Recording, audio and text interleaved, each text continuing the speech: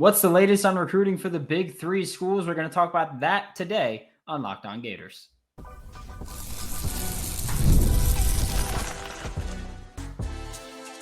You are Locked On Gators, your daily podcast on the Florida Gators. Part of the Locked On Podcast Network, your team every day. Welcome into a crossover edition, Locked On Seminoles, Locked On Gators, and Locked On Canes. I am Brian Smith. This is Brandon Olsen and Alex Donno, my esteemed colleagues here on the network that like to cover recruiting just as much as I do, to be quite honest. And we have a question for all of you and amongst ourselves. Why are these three programs, which are very, very much programs that have traditionally done well in state, struggling to recruit the Sunshine State? Why is that? Right now, and I put a post up on this on X, the three programs combined have 15 of the top 50 players by 24/7 in the state of Florida. That is 30%. Alex, I'm going to start with you. You're a South Floridian. The Canes have got a really good class. I think they have the best player in the country in their class in Jackson Cantwell. But they've got one kid from Dade. They've got, I believe it's 11 kids from the state of Florida. But they're not getting as many of the high-end kids, especially in South Florida. If you want to tackle that, however you want to do it, you're an expert on the area. Fire away, my friend. Yeah, and when it comes to Miami, you have to start with Dade and Broward County, right? Because when you zoom out to the entire state of Florida, that stat that you have is wild about that, by the way. But Miami is actually doing okay in other parts of the state. They got a bunch of kids from the Orlando area committed, bunch of kids from the Tampa area, a couple players from the Jacksonville area committed. But the oddity of it, Brian and Brandon, is that as of, right now, mid-July, Miami, of course, their bread and butter typically are Miami-Dade County and Broward County players. They have one player committed from those counties that are right around the campus, and that's Jordan Campbell, the linebacker from Miami Northwestern, who, by the way, hasn't completely shut his recruitment down. He's going to take some official visits in the fall, so I can't even say he's 1,000% lock right now. They have one player from Palm Beach County, which is not far away, committed, Javian Mallory, the running back, but Dade and Broward only have one kid committed. Let me first say, and this is not to make an excuse or anything, but I do think it's a bit of an aberration, because a weird thing about it, guys, is class of 2027, Miami's got 4 verbal commits, and 3 of them are from Dade and Broward. The other one's from Palm Beach. So they're already doing better in South Florida in the 2027 class, which is, a year and a half away from signing day versus the one that's, less than 6 months away from signing day. The way that this is shaken out for Miami is downright strange, guys. And you could go case by case on certain players. I did feel like, Calvin Russell, who ended up going to Syracuse, was a bit of a miss there. 5-star receiver from Miami Northwestern. I mean, he didn't just leave South Florida. He left the area completely. He goes to Syracuse. I mean, Fran Brown clearly did a bang-up job with that recruitment. There's no question about it. And then there's one that's coming up here, several days away, few days away from making an announcement, is Derek Cooper, who I would consider to be a must-get for Miami. Chaminade Madonna, that's, the high school program that produced Jeremiah Smith, who Miami missed out on, but also JoJo Trader, who Miami did land. And Derek Cooper is one of the best players in the class, period. But he's been trended to Texas, guys. And if he's not been trending to Texas, Ohio State, Georgia are also very much in the mix. So we'll see what happens on July 20th when he makes his announcement. So it's been a really weird class, case by case. And it's really hard for me to explain it. I had Larry Bluestein on Monday morning, who, Brian, he knows Florida recruiting and South Florida recruiting better than anybody. And, he talked about this just being kind of a weird class when it comes to the South Florida players. A lot of them were late bloomers that maybe Miami wasn't necessarily in on very early. Like even Derek Cooper was a guy who was at Cardinal Gibbons and didn't really skyrocket his stock until he went to a certain camp a couple years ago and transferred to Chaminade. But I will say, like, when it comes, you mentioned Miami's got a really good recruiting class right now, as does Florida and Florida State. They're all doing really well on the trail right now. Mario Cristobal, for whatever reason, maybe it'll work out for him, has gone very national with the class of 2026. I mean, you mentioned Miami's got the top recruit in America, Jackson Cantwell, verbally committed from Nixa, Missouri. Miami, you could say, missed out on one of the top slot receivers in the class, Jason Lopez, who's currently verbally committed to Florida State. But Miami landed Vance Spafford from California, who they flipped from Georgia, who a lot of us feel is probably like on the field better, than Jason Lopez. So it's like, well, do you say no to the kid from California just for the sake of taking the kid from South Florida? So decisions like that are being made where, and Cristobal, obviously, he's got connections in South Florida, of course, being from the area and coached here in the past, but he also has connections in California and the West Coast from his time at Oregon. He's got connections in other parts of the South, from his time at Alabama. So, in certain cases, Miami has chosen to take more of a national route in recruiting. You just have to hope that doesn't alienate some of the local high schools when it does come time to try to, close kids from that class. And I'll give you a quick example on that. I mentioned Calvin Russell, who's verbally committed to Syracuse. He's got his teammate at Miami Northwestern in that receiving core, Nick Lanier, who some folks think is going to be even better than Russell. He's class of 2027. Syracuse is also very much in on Lanier's recruitment, and I think they're going to use Calvin Russell as a chip to say, hey, your buddy plays up here. He thought it was okay to leave South Florida for Syracuse. We're going to try to do the same thing with Lanier. So, you hope that in choosing more of a national route and landing some players that may be better than some of the local guys from other states, you don't alienate some of the South Florida high schools in the process. It is a wild political deal with recruiting your home base, no matter what school you are. Like the Gators is an example. They've got a kid from Buchholz that's committed. It's a good receiver, but if they'd have passed on him, the next time a kid comes out of Buchholz, if you don't think there are hard feelings there, I can tell you firsthand from talking to coaches all over the country, that stuff matters. So it's funny, like Schnellenberger would look at this class and he'd roll over in his grave because he's the one that started it for Miami, beating Bama, beating Florida, beating Georgia, beating all the schools back in the late 70s, early 80s for kids that always left Florida. They occasionally went to UF or Florida State, but for the most part, they left the state. And he flipped all that and the Miami dynasty began. So that's weird. But they've not normally done that well, like in Jacksonville. They're getting, like the last couple of classes, they've done well there. It's really odd. Miami switched that around.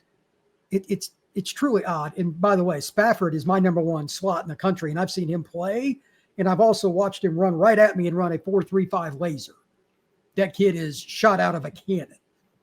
I love Jason Lopez, and I think he'll do very well at Florida State. Spafford's even better. I don't know which one will have the better college career. It's pretty close, but Spafford is a legit track star. So that'll be interesting. The last point I want to make on Miami, they've got 6 O-line committed. They're doing pretty well overall. They're starting to do better at corner, especially the class they had last year. Jabari Antoine's a kid I think will end up being a very good player at Miami. They need corner help.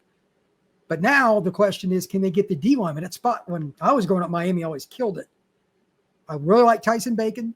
I really like some of the kids they have in the class, but I know they're still looking for more D linemen. I just find that odd. They've missed like Johnson, the kid from Northwestern's committed to Georgia. We'll see where he ends up. I don't know how much validity there is in his commitment, but Miami's missed out on in-state D linemen, which they never did in the 80s and 90s. And they have now, but they've got Jason Taylor is one of the best recruiters in the country. It just shows you how hard it can be to recruit Florida because everybody recruits, obviously, Georgia, Bama, Tennessee, Texas, Notre Dame, Michigan. Everybody recruits it. But do you think they've missed the boat on recruiting overall in South Florida?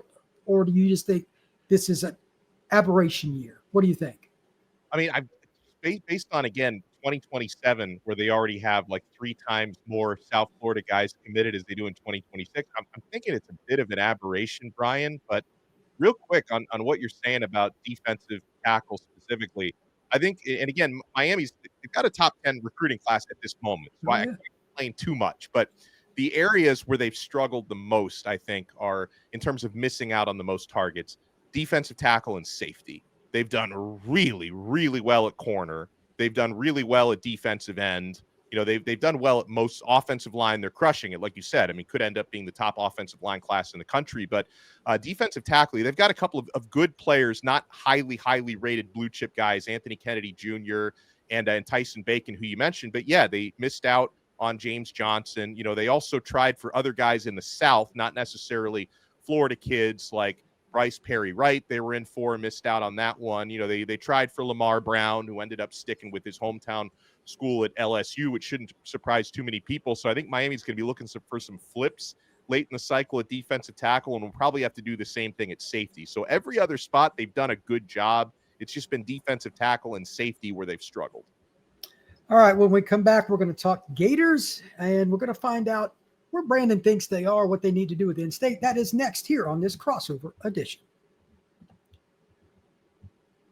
We've all been there, logging on early and waiting forever for concert tickets to go on sales, only to lose your spot to show that you've been trying to go see for a long time. It's really depressing. Live music should be about having fun, having memories, and not dealing with the stress of ticket shopping. That's where GameTime comes in. GameTime makes getting concert tickets faster and easier than ever. As it gets closer to showtime, you can actually save up to 60% off with last-minute killer deals. The other thing that I like about GameTime is, unlike a lot of things in my life where I looked at the price, saw something I liked, took it to the register, and then the price wasn't that number at all. It was something higher. That is very frustrating with GameTime. That does not happen. Take the guesswork out of buying concert and show tickets with GameTime. Download the GameTime app, create an account, and use code LOCKEDONCollege for $20 off your first purchase. Terms apply. Again, create an account and redeem code LOCKEDONCOLLEGE for $20 off. Download the GameTime app. Last minute tickets, lowest price guaranteed.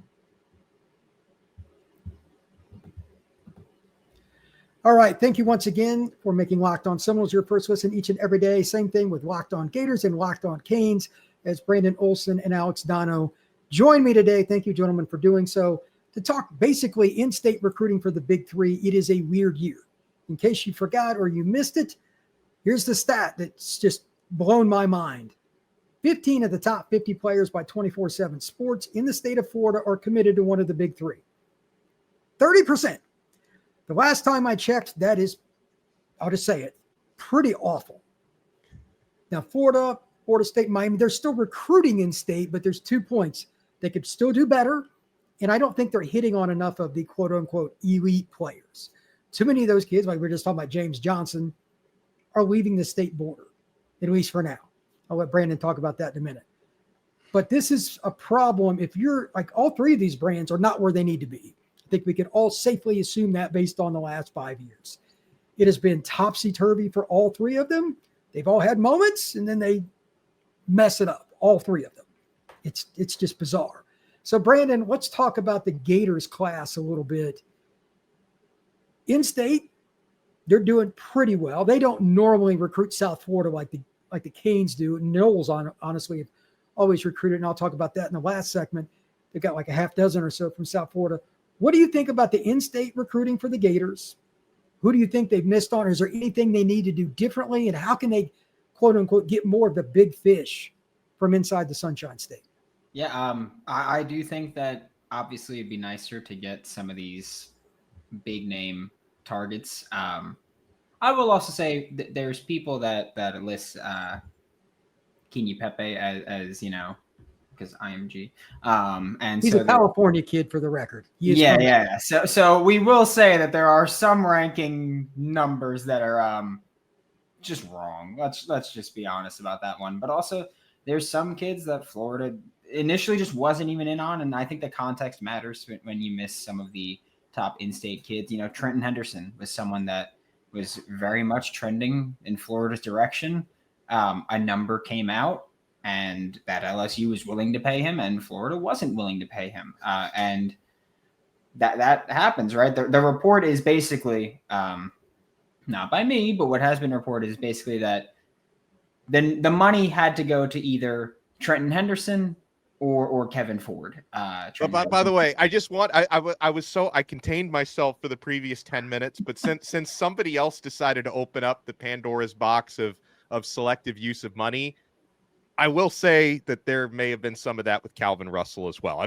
I will give you back the floor. I'll give you back the floor. Yeah, hey, it's context, and I know that there's people typing right now, "Ha, nerd." I don't care. It's context matters to me. And you know, the report again is that the money would go to either Trenton Henderson or Kevin Ford. and they chose Kevin Ford from Duncanville, Texas, instead of Trent Henderson from Pensacola. And there's situations like that. Florida was, I'm not going to say Florida was going to land Chauncey Kennan, but they were very much in on Chauncey Kennan, and it was like, hey, we're taking 2 corners.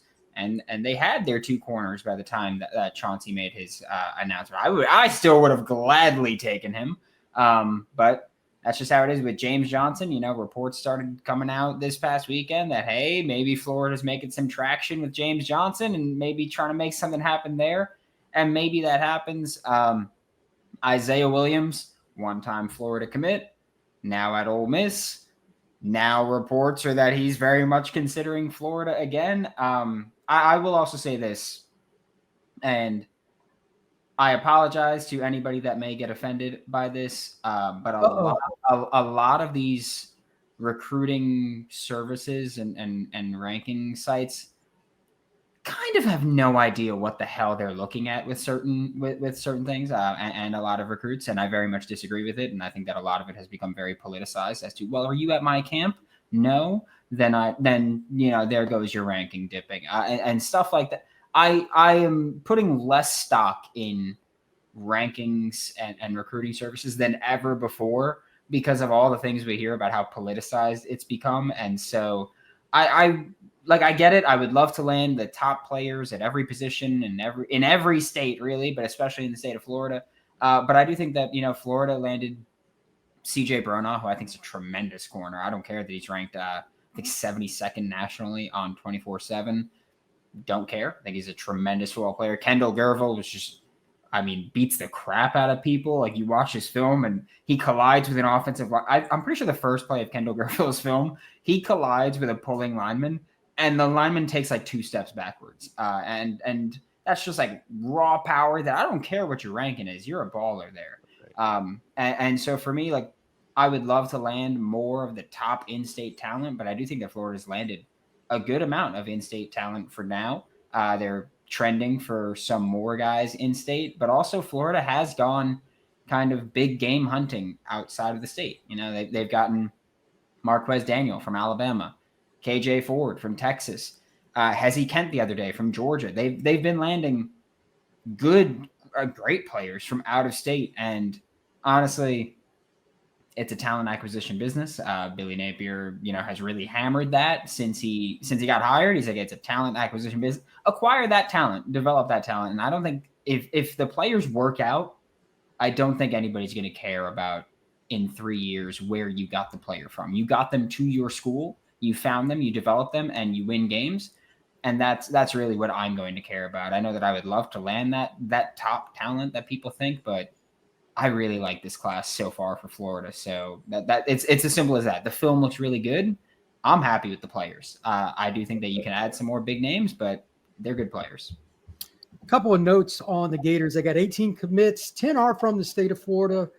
Surprisingly to me, they've only got 3 from Georgia. I would figure that number's higher, but they've done, like Brandon said, they've done a pretty good job nationally.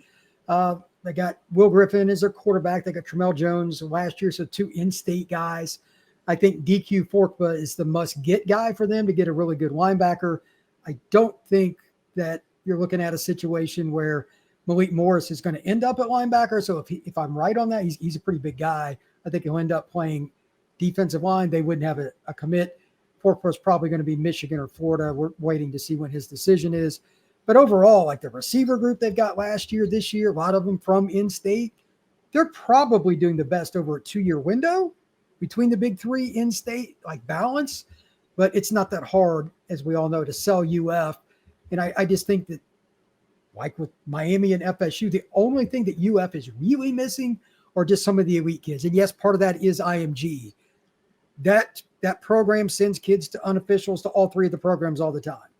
Those schools aren't getting the kids that much. And I actually spoke to someone yesterday that was at another event. I'll leave the person out of it. He told me there is extremely low buzz for the big 3. And I'm like, oh boy. And the event is in the state of Florida. So I was like, that's ridiculous. But right now, I think UF is doing the best job of the 3, consistently recruiting it. But it's a weird year. When we come back. Hold on real quick, though. Brian, UF has something that Miami and Florida State they unfortunately do not have, and it's that SEC badge. I mean, we're 100%. It matters. Like, I know fans out there on this site and on Donno's site won't like hearing it. I'm here to tell you 100-fold. The number of times I've had a kid tell me that playing in the SEC matters is at least a part of his factor, I couldn't count. Yeah. It's always something. It's always something Miami and Florida State have to fight against. Absolutely. It always is. And I mean, I don't know what else to say other than it just means more. Okay. I'll remember that when they choke in a game this year, but that's another point. Still going to beat the crap out of FSU. I don't know. Like, I don't trust that they're going to be healthy on either team. Like, games at the end of the year, I leave alone for now. But all three of these teams, to win more of these battles, as we get ready to transition one more time, they got to win games that people want to see. They all play each other, but I'm talking about against Clemson, against Georgia, against these schools in the out-of-state games stink right now, and it kills recruiting. They've got to win those games, and I know the coaches of these staffs know that as well, but could all three of these teams be top 5 recruiting schools again and really quick? Yes, but it's about winning games on the field. So it's possible. I'm just saying that they all have the potential. It's not hard to sell Florida State, Florida, Miami. Oh yeah, no. My little like, oh, it's shaky about being top 5 ranked is because these recruiting sites don't know what they're looking at. So I'll take the more talented players for rankings, and that's fine. That's fair enough. When we come back, I'm going to talk a little bit about Florida State. I think they're the lowest of the 3 rosters talent-wise, but they've closed the gap. That is next here on this crossover.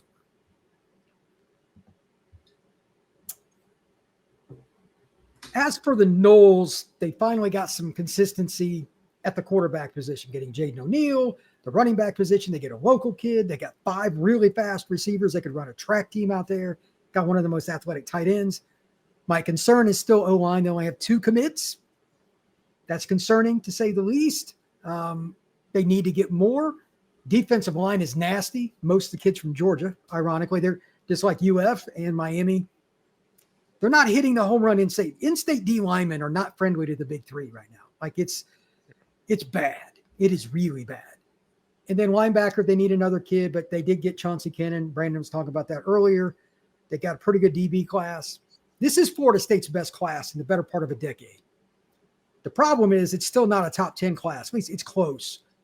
Out of these 3, I would say Miami's is the best. UF, Florida State are pretty close. I don't know which one I would take. I'd have to look at it closer, but this should be the bottom end for like what UF and Florida State signed. Same really for Miami most of the time too. Like Miami, Donno, 7 to 10 range, I would say is what their class is, probably most of the sites, and that's where I would have it. But the biggest difference, and you and I talked about this last week, Alex, when Florida State, Miami, or Florida, pick whichever one you want, when they're really good, we know they're going to get skill kids. It's the guys in the trenches, O-line and D-line. Yeah. Because if you, like the state of Florida, just as an example, there are roughly 40 players a year just at wide receiver that can play in the FBS. That's insane. So skill, if you're ever sucking at that spot, that's on which Florida State did last year, by the way. That is on you and your staff for failing to recruit and hire the right coaches to recruit. But Florida State, they got 5 guys committed at wide receiver. All of them could run. That's being fixed. Skill spots are good. They got to get better in the trenches. But I want to give a shout out to Miami and UF again. They both got pretty good O-line classes in any way you want to measure it. Balance, size, tackles, whatever. They've done better. Florida State's still in on a couple kids. If they don't get Wilson Zaire, really good offensive tackle, then I'm going to be concerned again. You can't miss an O-line again. They had 15 guys lined up for OBs, and they've got 2 commits on O-line. That is not the ratio that I'm looking for. So I don't know like what you guys want to talk about, but like Donno and I have discussed, like Miami has kind of entered that realm into a top 5 O-line school. And that's not what they're known for historically, but it's had its moments. Right now, it's their best spot. Depth-wise, recruiting, all the things combined. Jackson Cantwell, I think everybody expects to play right away. Florida State, got Ernest Rankins, is like an incredible D-line class. There's going to be some great battles, and I'm looking forward to that. But if Florida State wants to win against UF and Miami, you don't necessarily have to recruit what Miami has on the O-line, but the numbers got to be better.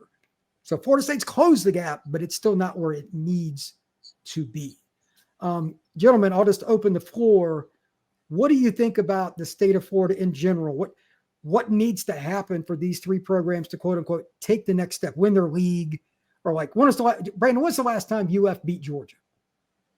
I don't even remember. I don't like talking about things like that. Thank you very much. I wonder why. It's been a long time, is my guess. Yeah. It's been a good, nice, long while since Florida. I mean, really, outside, which we can acknowledge this. I'm not going to say that Florida would have beaten Georgia last year had DJ Lagway stayed healthy. They might have. I will say that they were up 10-0 in the second quarter when he did get hurt. Yeah. And I will say, and they still almost won with Aiden Warner at quarterback playing his first snaps. Sorry, let me get this. It's been a while since I've said it, so let me just get this right. A redshirt freshman transfer quarterback walk-on from Yale came in and was playing against Georgia when DJ Lagway got hurt and they were up 10-0, and they still almost won the game. And so I'm not saying that Florida would have won that game, but I am saying that Florida was up 10-0 and winning, or at least trending toward winning in that game. I noticed the Florida folks, they love these hypotheticals. That's what had DJ Lagway had an extra week, the 41-17 wouldn't have happened last year. You know? I mean, if Billy Napier was a better football coach, 41-17 wouldn't have happened last year. That's not what it is. Fair enough. Quote of the day. Fair enough. Yeah, I mean, I got no problem saying it. I actually had this conversation with someone on Sunday that talking about, me saying last year Billy Napier should have been fired, and I still stand by that. Like I'm not going to say that all of a sudden, it was ridiculous to suggest he should have been fired. You got blown out 41-17 at home to start the year against Miami after getting demolished the year before on the road against Utah to open the year. Last year, you lost to Marcel Reed in his first start for Texas A&M. He didn't throw the ball for the final 25 minutes of the game, and you still lost. Like there were you lost Tennessee because of coaching. There's no other way to go about it. And so I think it's ridiculous that it's like, they ended the year winning 4 games, and so that justifies everything that happened previously. Like, and look, Texas, I get it. You were losing that game no matter what happened after losing both Graham and DJ Lagway. But the reason that you had a redshirt freshman transfer walk-on quarterback from Yale starting is because you didn't have that position figured out depth-wise. And so it's like, yeah, I get it. That's who you were down to, but you were down to because that's who your quarterback 3 was, a walk-on from Yale coming off a torn ACL. Like that's who your QB3 was going into the year. So I get that there are excuses and all that, but like, let's not act that because you won 4 games at the end of the year, all of a sudden it was ludicrous to suggest you losing your job there. Because had you lost to Tennessee and then fired him, nobody would have blamed you. Nobody would have been like, oh yeah, you were about to go on a massive heater to end the year. Like in the moment, that was still the right call. I don't care what anyone says.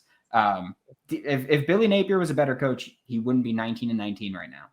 Like he would have more wins. He would have less bad losses. So if Billy Napier was a better coach, that's my hypothetical for 41-17. If Billy Napier was a better coach, you don't lose 41-17. I'll give you that. I think DJ Lagway against Georgia is the only hypothetical I use. And even then, I don't go, you win that game. I say that you were winning that game when he was out there. But yeah, it's ridiculous to me. Just go beat Georgia's ass for once, please. Like you had the opportunity to do it last year. You couldn't win the injury, sure, whatever it is. But like Florida, like you got to just go out there and win games consistently.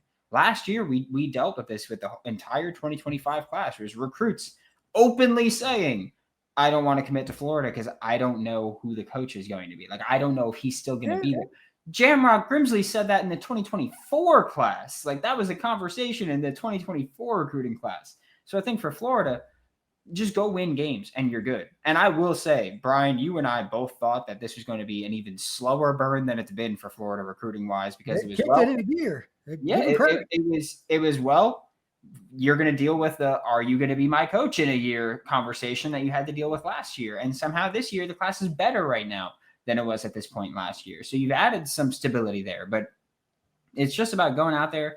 And Donno, I believe you mentioned this on your show the other day about it's about going out there and showing some sense of consistent results out there, and consistent growth and consistent success. And like we could talk about, Florida's had 2 All-American offensive linemen since Billy Napier got there. But you know what they're not doing is bringing in these big, massive offensive line classes. They've got 5 offensive line commits right now. That's the biggest class they've had since Billy Napier got here. Yeah.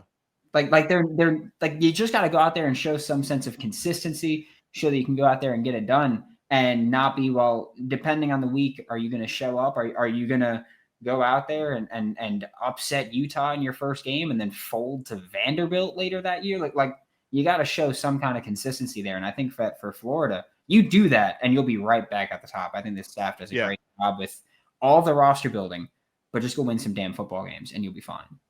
I co-sign on that from the Miami point of view as well. It's what, because I mean, I cannot question Mario Cristobal's recruiting chops, because he's proven it at Miami. He proved it at Oregon. He proved it, in lesser roles at Alabama. So I know the guy can recruit, and he still is recruiting. Like, again, Miami has a fine class, including the top player in the country, Jackson Cantwell, committed. So when I complain about missing out on player XYZ, it's a little bit nitpicky, but the point is, Miami is going to be able to win more of those battles if you can show top players around the country that you can get to the college football playoff here. You can actually win ACC championships here, which is something Miami hasn't done since they joined the conference 2 decades ago. And so, the greater point, and Brian and Brandon, I think you'll both appreciate this, is, for the very good job Mario Cristobal has done in recruiting so far, where he's landed a top 10 class, a top 5 class, one class that was just outside the top 10. Like, he's doing a bang-up job recruiting at Miami, but for those first few cycles,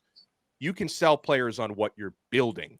Once you get to the 4th, 5th cycles, you have to sell them on what you built. Like, you can't sell them on the construction only so long. Eventually, you have to say, and listen, Miami obviously had a better year last year than in previous seasons. You win 10 games, which is great, but you fell short of the ACC championship game. You fell short of the college football playoff. So that's the next step. Like, you have to show you can get into those games, because guess what? When you're recruiting 5-star players, especially the ones who aren't from the area, who didn't grow up Miami fans, like, you're trying to land a top player out of Georgia or a top player out of California, like, you have to show them, like, you can come here and win big, right? Because they may decide, well, if I go to Ohio State or I go to Georgia, I'm going to have an opportunity to be playing for national championships. Maybe I can't do that at Miami. So you have to show them you can do that at Miami, and a lot of these problems will take care of themselves. I think for Miami, it's also the way that they lose. Like, it feels like Miami, it just feels like they were such bad losses. And I don't even mean to do it as like a troll. Like, in 2023, losing to Georgia Tech the way you lost to Georgia Tech is a really bad look. Being up 21-0 against Syracuse and losing that game, it's a bad look. Yeah, it's not even so much losing the games. It's when you lose them and how you lose them that I think has really gone against Miami in that regard. Because, of course, if I'm Billy or if I'm Mike Norvell, which he's not really in a spot to talk about anybody right now, but if I'm Billy or if I'm Mike Norvell, then I'm going to go, look at that coaching job. That's bad coaching that you lost those games in the ways that they lost them. Like, that would be my negative recruiting pitch, is that you lost those games because of poor coaching. Yeah, right now, I have no sympathy for either one of you after what I covered last year. So I'm just going to let that ride.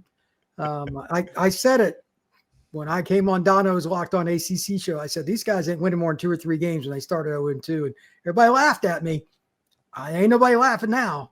That was just bad. I'm laughing for a different reason. I'm laughing at them. I just want to make that very clear. Yeah. Last year was 4-6 season since 1974. I was 1. That's a bad sign. So they have a lot. Yeah, it is what it is. It's just, you have to win these big games, and all 3 programs are in different spots. Florida State will have the biggest rebound of the 3, but look what they're jumping over. It's like jumping over a nickel.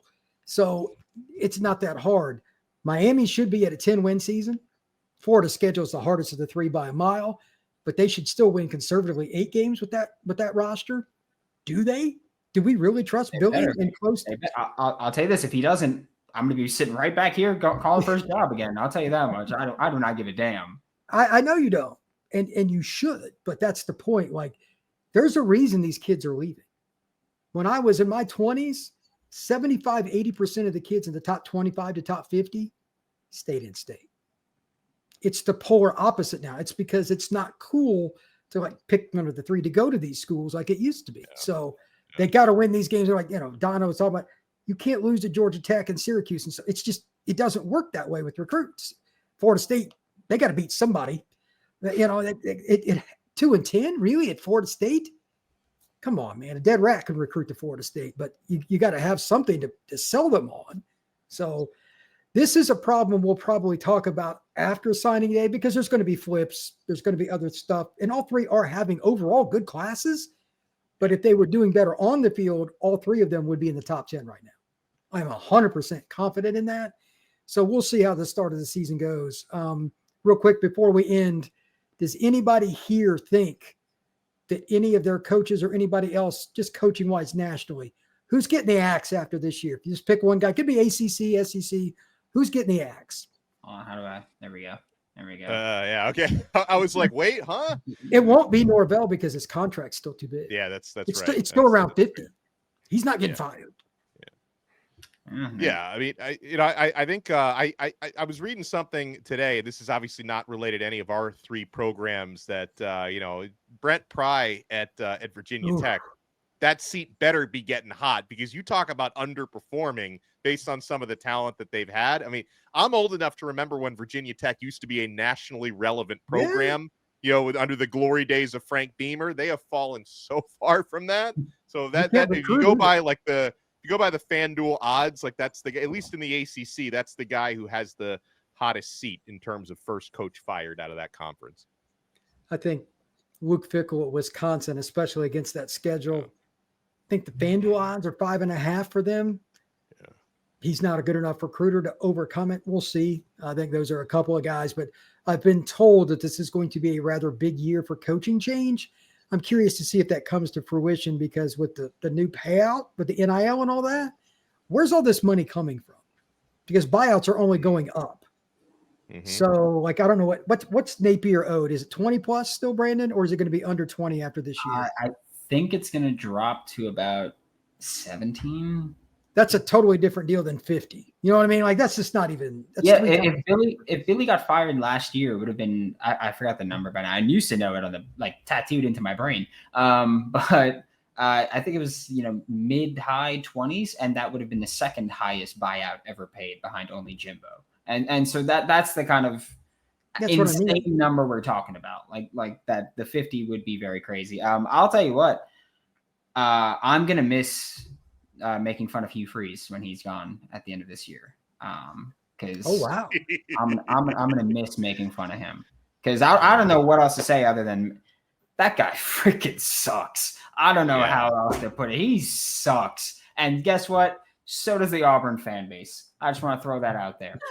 They all suck. In every sport, they suck. Just want to throw that out there. And I'm gonna miss making fun of Hugh and the fan base. All right. Well, on that note, we're going to end up here.